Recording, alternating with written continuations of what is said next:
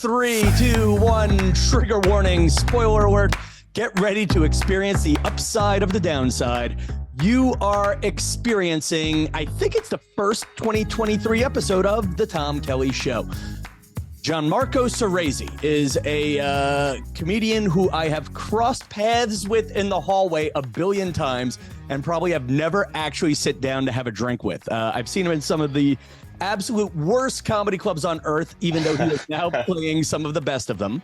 I have not honestly thought of Gianmarco in a whole 2 years until that moment. Hang on. I know making faces at me, but it is. Listen, I feel like I was just watching the Avengers, and as the world is now reopened for 6 months, I still feel like the guy who turned into dust when Thanos snapped, and I'm only just coming back together now.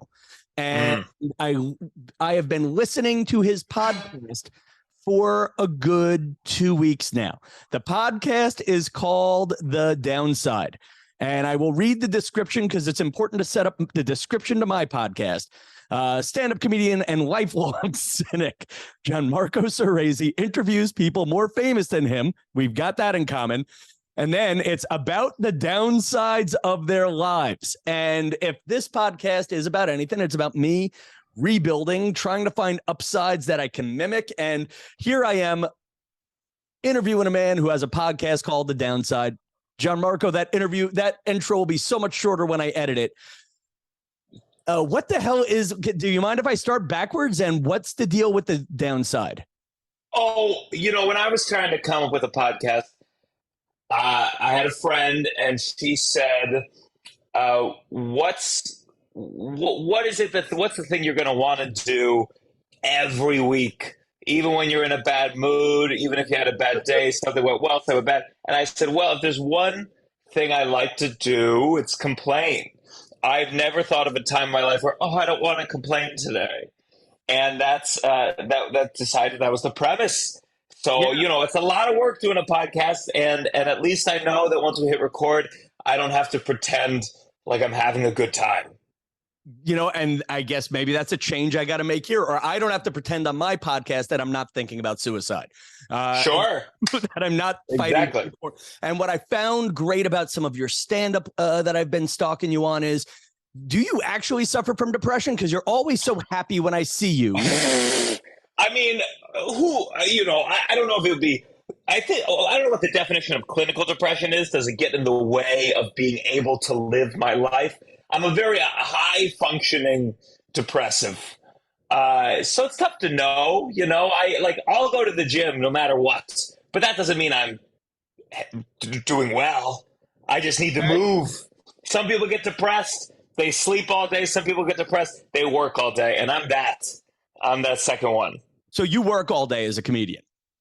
Yeah. I mean, some people would scoff at what I consider work, but yes. So it's funny, as I start going back into, quote, real comedian mode, which I have not been in years. What does your day look like as a stand-up?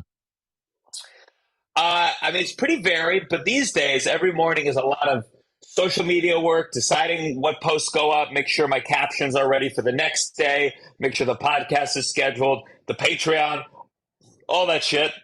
Then I write.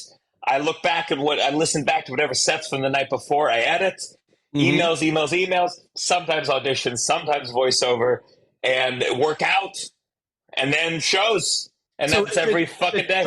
Is it structured hour by hour? Wake up right? I ask comedians that because I'm still trying to figure out my own schedule as I try to be more productive.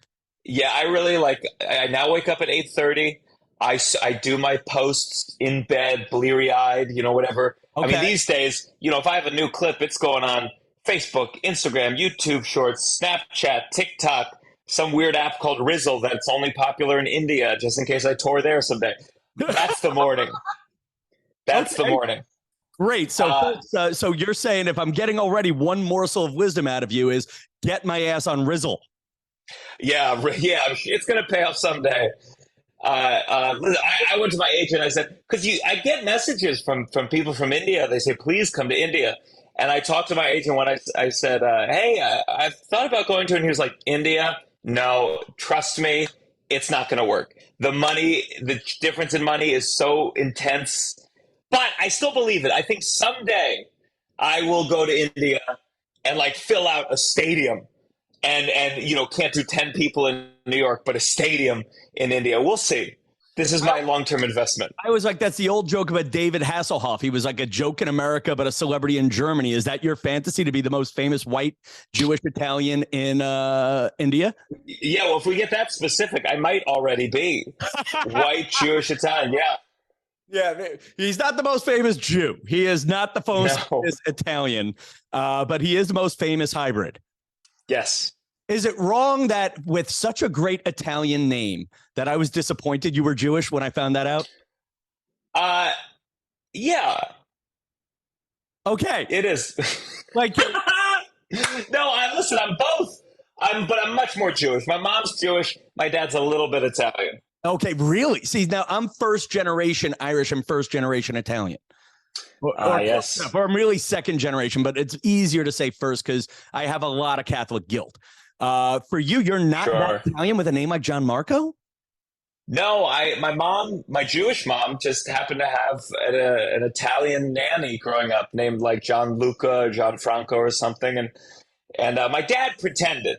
Like when I grew up, my dad raised me as if his sperm was so strong that I was 100% Italian. I mean, he raised me to think that like we were 100% Italian. And then unfortunately, I learned about math. Yeah. And I said, oh, that's not possible. But we watched The Godfather, like to the degree that I went through a phase in school where I'd sign my name Gianmarco Vincent Soresi Corleone. And I would add Corleone at the end. And my mom was furious. My mom was furious because Corleone's a criminal and I'm not Italian. And my dad liked to lie. He told those lies until I visited Italy. When I was 18, I went to Italy, and my dad always claimed we had family in Sicily. And I went to Sicily, and I was like, so, Dad, where do I go? And he was like, oh, just kidding. Yeah. We don't have family in Sicily. And I was like, are you fucking serious right now? So I just stayed in a hostel. There you go. See, I have family in Sicily, but I know they don't want to see us because they'll think we're coming to steal the land back. Really? Yeah. Oh, and that's a story for when we're having drinks. But yeah, my grandfather owned land for 50 years. My grandfather had, let's make it 4 sisters, and at least 3 of them were the ugliest women on earth. And 2 of them stayed in Sicily. And my grandfather basically held his share of the land to support the 2 ugly sisters. And then basically the 3rd ugly sister, Aunt Mariuzza, went back and got into a fist fight with like a 90-year-old and a 90-year-old woman to try to steal the land back when one of them died. Anyway, the story ends with an 80-year-old aunt calling somebody in the mafia to convince my grandfather to sign his share of the land over. And luckily, Aunt Mariuzza had called the police before calling the mobster. I see. So it was like the Golden Girls meets the Godfather. It was like that kind of a story. So you're almost, my feeling on Italians is I understand why they left. Everybody was all nostalgic about how great it was. But every time I hear stories, I'm like, this is why you guys stopped talking when you came to another country. Last time I saw you, without cutting off your great stories here, which I totally just did, I think the last time I really saw you in person was like 4 years ago at LOL. That was back then, 4 years ago? Yeah. Had some good times there. So when you're right. So 4 or 5 years ago, to describe what it was back then, it was a comedy club in Times Square with 2 rooms, and you could go back and forth to each room and play crowds. You'd be a rock star 1 minute. You'd be fighting your way out the next minute. At one point, there was 3 rooms. Sometimes there was 3 rooms. There was a little side room. So like when I first started, I started comedy there. And the reason I started there is it's maybe one of the shittiest clubs in the world. And in fact, that's in their Yelp description. Yeah. It's Yelp had to invent negative stars just to keep it up there. And the way I got in, I was new. I was dating someone, or hooking up with someone, whatever you want to call it, who was working there. And she went to the manager, and apparently what I've been told, she said to the manager, hey, I'm fucking this comic. Could you let him audition? And that's how I got in. You slipped You your know, way to the bottom. yeah, pretty much. And I worked there for free for a good year, just doing check spots, which is I'm sure the listeners, if they drop the checks on the audience members. So it's truly the worst. You are not getting, the club's getting paid while you are not. Hmm. And they're looking down at the number. They're looking up at you. They're going, not worth it. They're doing math. And anyone at LOL is definitely not like, they weren't ace in their math section on the SATs. And it was brutal. But it's where I learned how to be a comic, for sure. For real. Okay, see, I find it's given me some gifts and it's given me some drawbacks performing with crowds that don't want to be there. What I remember about your set is you had that great line about doing theater, musical theater, and the crowd, no matter where they were, would all come into focus if you sang for a second. Am I getting it right? Listen, I learned a lot about us, how sometimes you got to use primitive tools to get the audience's attention. You sing, you smack the mic stand on the stage, you slap the mic with your hand. Sometimes you got to do shit to get people's attention. And that's what you learn there. You learn that attention is not guaranteed, and you learn the ways to command it. Yeah, see, and I think that's where I've learned my gift that makes me money at TV shows, which is being high energy. And I also think that's my crutch that keeps me from breaking to another level sometimes. Sure. But you got to become a fucking Swiss Army knife. And just because you sharpen one knife doesn't mean you can't get out the corkscrew somewhere else. So using that analogy, you corkscrewed. What was your second step, or what was the step after that? Because right now really your podcast is a hit. It's on charts. You are all over my damn social media. We still have to get to the Ariel Elias story, how she thinks she's now viral and famous on your damn coattails. Yeah. I mean, honestly, in the beginning, because I was an actor, I was an actor first. I went to college for musical theater. So I really needed to work on the writing. And I felt like roast battles for me really taught me about how I wanted to write. I wanted guaranteed pops. And in roast battles, you got to have a punchline that's so surprising and sharp and poignant that the audience, it forces them to laugh, even against their better wishes sometimes. And once I set that as my bar for what I considered a completed joke, everything I wrote, it either had to surpass it or I considered it wasn't ready. And that's, I think, setting my own standards in that respect helped me, move past LOL. Though I still do LOL. I know. I'll talk shit about it all day long because I'm waiting. I'm kind of asking to get kicked out, But I use it. How do you get fired from a job that may not be paying today? Sure. I actually like the guy. I respect the guy, and I'll tell you why. And I've said I feel like I have to drop this disclaimer every time I poop on the place. But it is the one job where you know exactly who he is. He is there to get you in.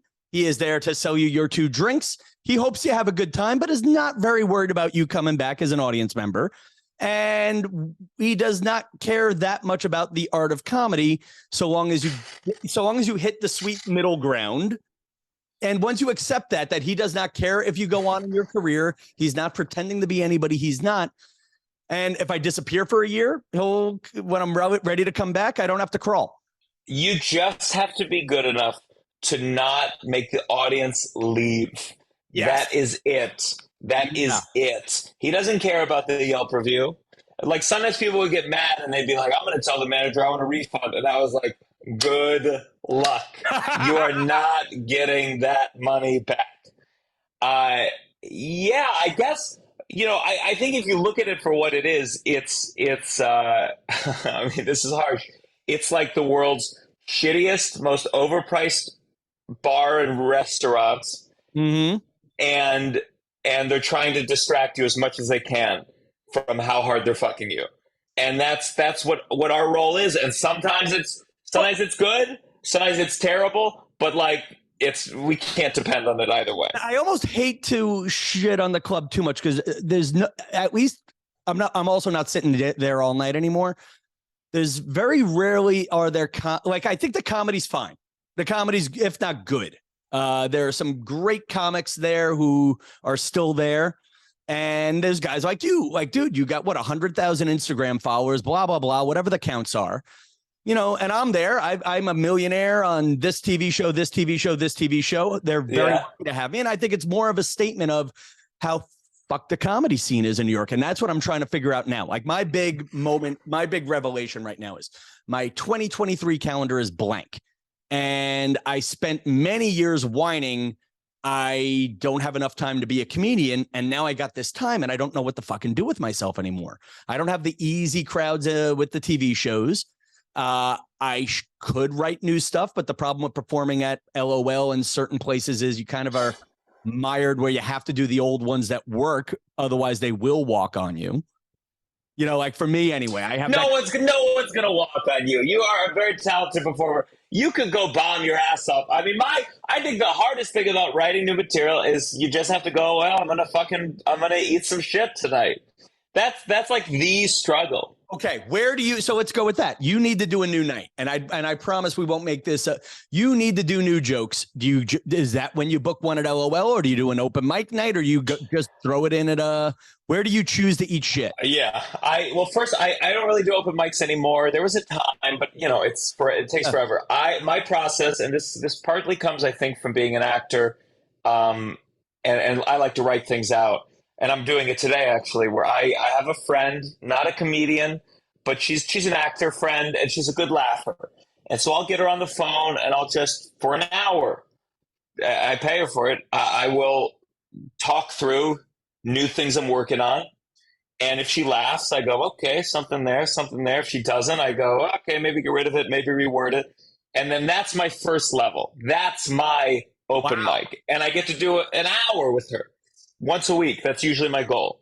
And then at that level, I'll slip in a new line here or there at the Comedy Cellar, or if I'm at LOL, I might go, I don't think of it in percentages, but like half of it's super new, half of it's kind of new. And when I if I think of my material like almost like, not that I should be using this analogy as a East Coaster, but as a farm.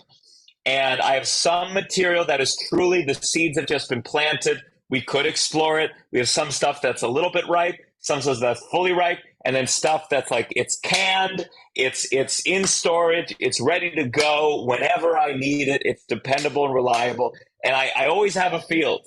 And some days I'm working on super new stuff. Some days it's that stuff that's right on the cusp and I finish it. And some days I feel like I did nothing. Some days I feel like I did everything. But it's always all my jokes, I could look at that and go, that's done, almost there, something's there. I should probably give that one up, but I'm going to keep doing it for 5 more years. And so I have that. I have the Word documents. I have the finished material. I have the test material. And I have the totally new, talk it over with my friend, maybe try it at LOL material. And as I get more successful, you have three Word docs going. Like I'm at a point where my mind is like when I was starting, it was all old notebooks, and I'm kind of past like that's not working for me anymore. And I'm trying to figure out what my digital archive should be. Yes, and not everyone does digital. I've always been a laptop guy, so I have 3. Sometimes I try narrowing down the Word documents, but it ends up being 3. So like these days, I'm doing a spot at LOL tonight. God help me. And I'm not even going to look at my finished material, my super finished material. Who gives a fuck? It's done. I know it works. Right. And instead, I look at my middle document, which is the material that I'm still testing that is close. And that's all I'm going to do tonight, and maybe slip in like a random thought. And that's because I don't give a fuck about. Now, later after LOL, I have the Cellar tonight. Cellar, it's going to be a couple more of the finished jokes. Make sure I got to do well there. LOL is okay for me to bomb. And I think a lot about Bill Burr. And if you see Bill Burr around the city doing spots, like he will work out new shit to a point where it's not going great. But that's why he is so prolific in how much he's built. Because when he he goes do regular spots around the city, he's not trying to kill. He is truly working shit out. And that's why he can do a special once every year that's filled with new, rich material, because he seems to be strong enough to bomb if it means he's going to learn something. And I think that's like, you never feels good to bomb. It doesn't feel good if you're famous to bomb or not famous to bomb. No, and I think this is good because it's funny. A lot of my fans, I'm asking you so many comedy questions when in reality, a lot of my fans are working people with different jobs. But that's a great moment of the great question I see in what you're talking about there for people who may not be in comedy is when do you risk something new and where do you risk it? You know, like Bill Burr can risk something at the Cellar. You, for as much as I admire you, you may not be there yet, where you could do 15 minutes and tank at the Cellar and not. Yeah. Yeah, I'm not going up there with a news story that happened to me that morning. No fucking chance. Okay. That would be a dream. That would be a dream. I mean, Chappelle kind of gets away with, and it's like Chappelle will go on at the Cellar and do 3 hours, 4 hours, and he's just talking shit out. And it's not all good. That's insane. Of course it's not all good. But he has, as we talked about earlier, getting attention. Chappelle just automatically can maintain attention, even if he bombs for an hour. Yeah. But obviously that was not always the case. And not most comedians can't do that. I don't think Sebastian Maniscalco could bomb for an hour and everyone be on board. Chappelle but that's like for me, that's the dream. Is if I could go on stage, and bomb for an hour and still have everyone's attention. Because I think the hardest thing as a comedian is as you're testing is like, if you're bombing, at a certain point, even if you test a new thing, new material, you can't tell if it works or it doesn't because you've lost the audience so extremely, So you always have to maintain like, well, I got to get them a little bit on the hook in order to really test this out. But that's the comedian's struggle. I mean, that's what makes this art different from other art forms. Like we can't, our laboratory is imperfect. So what are the dreams for you? Like you were what, born in Brooklyn, raised in Brooklyn? No. DC area, Potomac, Maryland, but near New York. I wanted to be an actor when I was younger, but I love stand-up. I'm very much in love with stand-up. You're I done want to be able acting despite your training. I audition, and I wouldn't say no, but I know that I always want to. I feel like I can be a great stand-up, and I don't know where my acting abilities will land me. So I want to be able to tour at my discretion. Sometimes the most fun I have is a show that I do on the Lower East Side where I work out new material and then have some comics come on and do their good material. And to me, like, that's when I feel most fulfilled. And so to be able to like have a career where I can just be on stage at my own discretion, be able to fill up certain size rooms, make a living, that would be fantastic. I'd love to do some TV things. I'd love to write all these other podcasting. But at the end of the day, what makes me feel alive, what makes me feel like I'm an artist, it's making new material, performing it on stage. And yeah. So here's one, and somebody dropped this bomb in me, and it's going to air on a different episode of the podcast. If somebody came up to you and said, "Are you a great comedian?" What's your answer to that? Quick, gun to your head. Hey, Gianmarco, are you a great comedian? Yeah, I am. Okay. I think like that. I think of some comedians who I find astounding. It depends on where your words are, but I think this is what I do the best. I know how to make a tough room come together, and yeah, I think there's so many great comedians. Is the bottom line. The question is, like, I look at comedians like, God, I saw Shane Gillis do a set at the Cellar, and I was like, oh my God, that's astounding. That is perfection. The way he got the audience to this level and kept them there, and it was so inventive and bold and risky and varied that I don't consider myself in that league, but I think a lot of us in New York, by certain metrics, are great. The question is like, Yeah. Can we be better? No, and I think that was sort of so. And I may drop you into 2 episodes. This is it's an long story short. I was doing an outdoor podcast outside of LOL, talking to people as they were passing, and God bless this one confident young engineer of a woman said, "Are you a great comedian?" And I went, because like for me, I'm always comparing myself to Chris Rock, Whoopi Goldberg, Joy Behar's, whatever, and there's always this moment of I'm not. And I'm a little self-loathing. That's part of my charm. What I like about your great was you said great and you did it in a thoughtful way. But her line was, if you can't say you're great, you shouldn't be doing it. And you say you're great when there's 50,000 comics in the city. Sure. But there's a lot of great cancer researchers out there. And just because there's like 10 who are the most amazing doesn't mean we don't need the other ones. Yeah, well, that's the old line of just because you can't be Mozart, that doesn't mean you shouldn't play the piano. Sure. And we all have these crazy aspirations, but especially when you're in the comedy game, I can think of so many comedians that even comedy fans wouldn't know by name. And I go, well, they are great. They're excellent. Yeah. I work with so many comedians that I look at and go like, fuck, you're so good. And they're not Chappelle. And that's fine. Yeah. No, but like even like for, using LOL as an example, I thought Times Square had probably 3 or 4 comedians who may never become household names who were great in Times Square. Like Francisco Eldorado, great in Times Square. May not get a TV special. Kenny Ortega, God rest his soul, was great in Times Square. Sean Cornelius, great in Times Square. Now, would they be great in other rooms? Maybe. I just never saw them there, but I always thought they were great.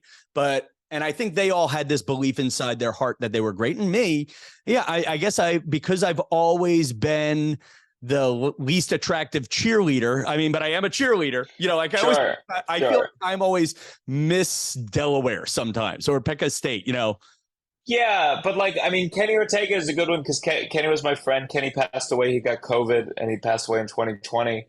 Yeah. It's like, of course Kenny had aspirations to have a stand-up special, and one of the last big things he did a HBO competition. That's right. And he of course he didn't get first place, but he still wish he had. But again, this is the deep struggle of being an entertainer and still wanting fame and recognition. And Kenny for years at LOL entertained crowds of 100 plus, especially at the old LOL. Yeah. And made their night. Yeah. He made their night, and maybe they didn't know his name, and maybe when they were 70, they go, "Oh, remember that fat guy at LOL? Oh, so funny." And it's like, you have to appreciate the ephemeral for what it is. Yeah, and I guess he did a lot. Yeah, and so I don't sound like I'm pooping on him or anybody, but I wasn't saying that. No, because God bless the Times Square. God bless not those names I just mentioned, but there are other people in that outer circle like, well, yeah, he was saying Kenny was whatever. But yeah, there are people I knew down there who you go, shoot, if they're not famous, what chance do I have? Yeah, and it's just like Kenny, whatever Kenny was feeling when he was killing in front of that sold out room at LOL is no different than what Mulaney would feel killing at Radio City Music Hall. The feeling that you have inside yourself as you're like being that artist and making strangers who you've never met laugh, it's the same feeling, and he got to experience that joy, and it's just a constant reminder. Listen, I'm as ambitious as anyone else and as disappointed as anyone else. But I think as I get older and have comedian friends who die and don't necessarily reach a certain level, you just have to reflect over, hey, they got to fucking feel what it was to see a room of people and just take the reins and lead them into losing their shit laughing. Okay, you have just transitioned us into some of the most esoteric parts of what I pursue with this podcast. Right now, my friend, you are at a level of performing where I think you're your own boss. You're headlining. You're at the Comedy Cellar. You have hundreds of thousands of followers, little people commenting on every little damn thing you do. Are you happy? I think I'm happy, but more so like a result, like relationship and therapy, and um, I can feel very overwhelmed, and I like to complain. I like to lean into it, but I do enjoy. Um, I love the amount of stage time I get, and I have lots of pockets of happiness throughout the misery of existence, where I do feel enough joy to keep going. And I say this with respect or homage to our shared trenches. When did you feel your career taking off? I think it's been much more gradual. When I was an actor, I really felt what it was like to not build. And like just years where you're just like, why isn't it moving this way? It just feels like cool gig disappears, cool gig disappears, cool. And social media just, I think it will lead to the end of civilization. But in terms of comedy, it was very useful in the sense that I could gradually see my numbers growing. I would have little social media led it so that if I had, I had some interaction with The Rock on Twitter, and it's like that at least got the numbers up a little bit higher. So the next time I had something big, it got the numbers up a little bit higher. And then with the podcast, it was stand up. And during the pandemic, I just went whole hog on TikTok, was releasing front facing jokes, and that started building. And then I used the TikTok clips on the Instagram, and suddenly I could see the thing, the structure I was making, and I could go, okay, podcast clips will go here. It'll fill this. It'll fill this. It'll fill this. And then every once in a while, something crazy happens. Even being associated with the Ariel thing certainly moved my thing up a little, where more people know me. And then YouTube Shorts, and now it feels good now because if I make a sketch and it's good, people will see it and they'll share it and it'll go a little further. I think the hardest part is the beginning. The hardest part is the beginning, where you put up that video and it gets 3 likes. Or you put up that tweet and it's the same way with Twitter. It's like, I do think my jokes have gotten a little bit better, but the engagement is much bigger. And it's not because it's much better than what I was doing 2 years ago, but you just build a following. And it's very gradual. And even this year, it's crazy. I had this show on the Lower East Side, $10 or $5 tickets in the beginning, and struggle to sell, and then do social media for a couple years. Suddenly, it sells out an hour before the show starts, then 12 hours before the show starts, then 2 days before the show starts. You're like, oh, cool! And when you go on the road, you really get to see, okay, I have all these followers, but how does it translate? Okay, I have 190,000 Instagram followers, but there's only 5 people at this show here. Okay, I do the podcast, I build a reputation, I do YouTube, and suddenly, okay, now there's 30 people here. Still not enough, but I can feel the growth, and that feels good. And it's a long haul, and sometimes you got to experiment to see what sticks. I had a sketch series I produced in 2016 that no one fucking watched, and I spent a shitload of money on it. I had a web series before that. I had an off-Broadway play, and ultimately, luckily with stand-up and comedy, it gave me a lot of output. Jokes can be turned into so many different things. It can be turned to a tweet. It can be turned to a meme. It can be turned into a front-facing video, a stand-up video, a story post.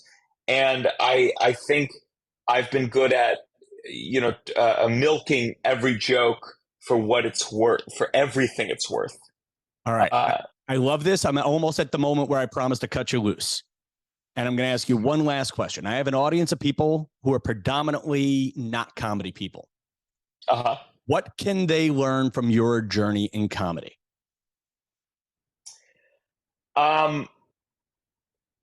And I'll give you, while you're pausing, I'll give you an extra sentence about my listeners is, if this is the podcast that owns the midlife crisis, this is the podcast where offbeat people come together.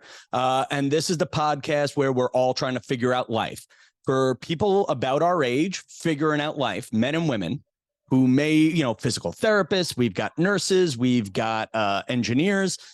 What advice do you give them from your journey as a comedian? I would say that it's all about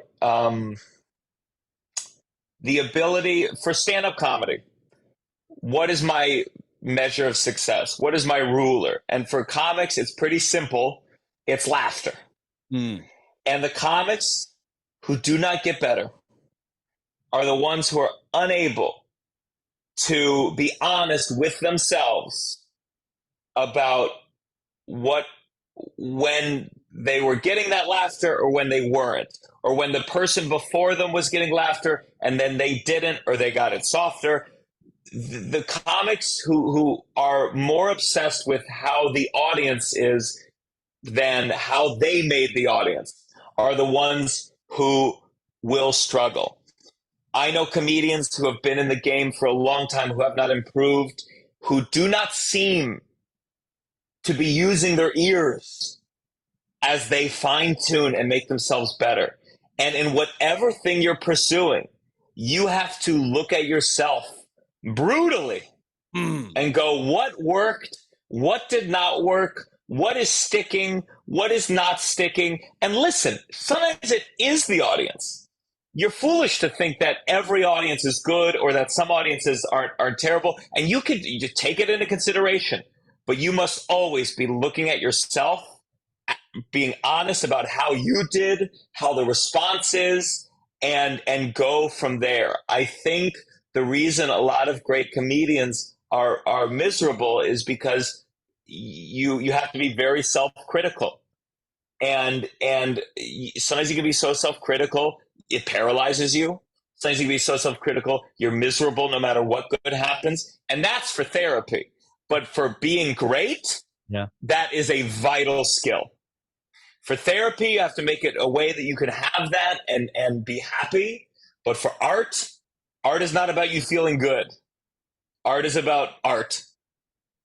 And whatever you're doing, whether it be art or something else, you have to be able to be honest with yourself and look at your rulers, whether it's people laughing, whether it's sales, whether it's whatever it is that you do.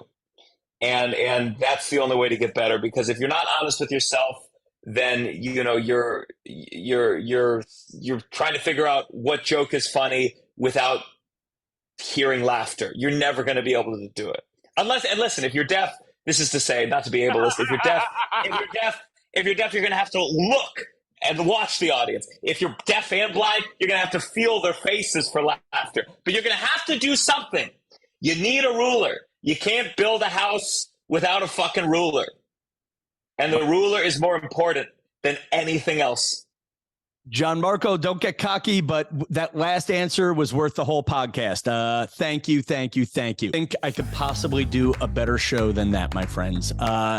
If you're new, if you're a Gianmarco fan who came in, go hit subscribe on your favorite podcast app or YouTube. I want to do a quick magic mirror to celebrate some of my viewers here. Special shout outs to Grazzo Girl, Andrew Tavani, Beth Politz, Franklin Politz, Franklin Rodriguez, Luis Costello, and Jesse Addy. New podcast at least twice a week here at TomKellyShow.com. And until next time, friends, good night, New York.